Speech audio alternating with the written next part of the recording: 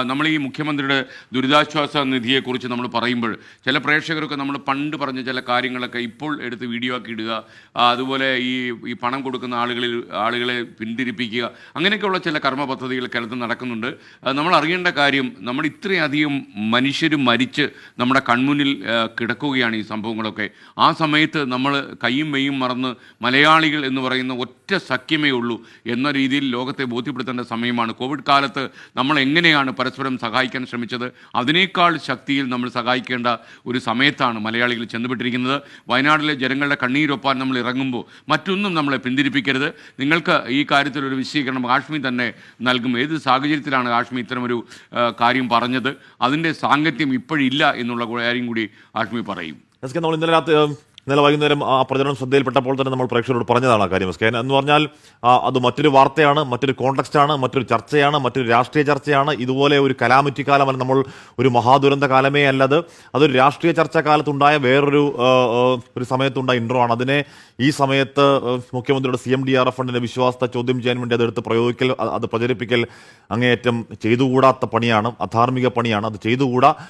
നിലവിൽ നമ്മുടെ പക്കലുള്ള ഏക ഉപായം മുഖ്യമന്ത്രിയുടെ CMDRF തന്നെയാണ്. അതല്ലാതെ ഏതെങ്കിലും തരത്തിലുള്ള ഏജൻസികൾ പണം ശേഖരിക്കലോ അല്ലെങ്കിൽ അത്തരത്തിലുള്ള ഒരു സമാന്തര സംവിധാനം തൽക്കാലം നമുക്ക് നിലവിലില്ല എന്നുള്ളതാണ് അത് അക്കൗണ്ട് നമ്പറൊക്കെ കാണിക്കുന്നുണ്ട്. അങ്ങനെ സംവിധാനം തൽക്കാലം നിലവിലില്ല. അങ്ങനെ സമാന്തര സംവിധാനം ഉണ്ടാകുന്നത് ഒരുപക്ഷെ ഗുണത്തിന് പകരം ദോഷമാകുന്ന ഒരുപാട് കാര്യങ്ങൾ നമ്മൾ കണ്ടു.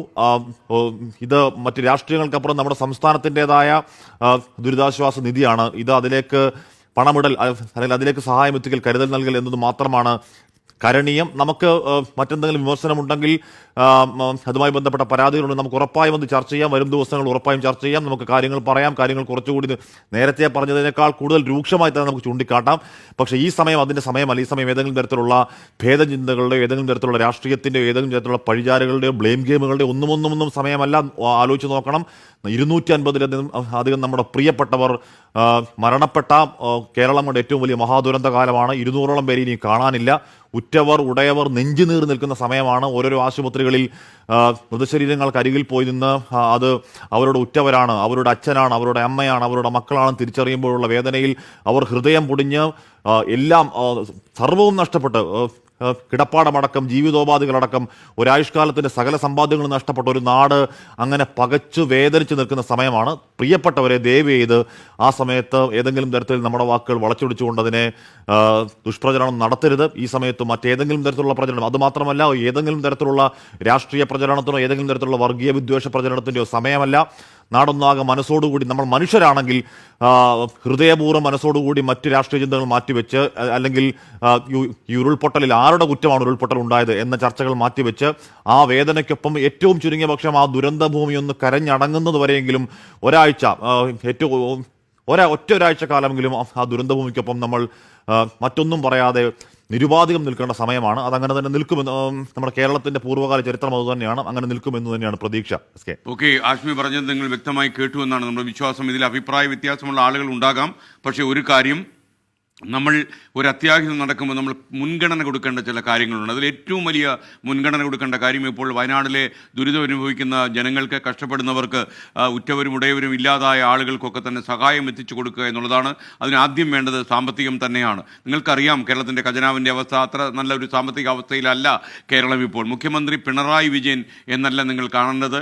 ഇത് മുഖ്യമന്ത്രിയുടെ ഡിസ്ട്രസ് റിലീഫ് ഫണ്ടാണ്. അതായത് മുഖ്യമന്ത്രിയുടെ ദുരിതാശ്വാസ നിധിയാണ്.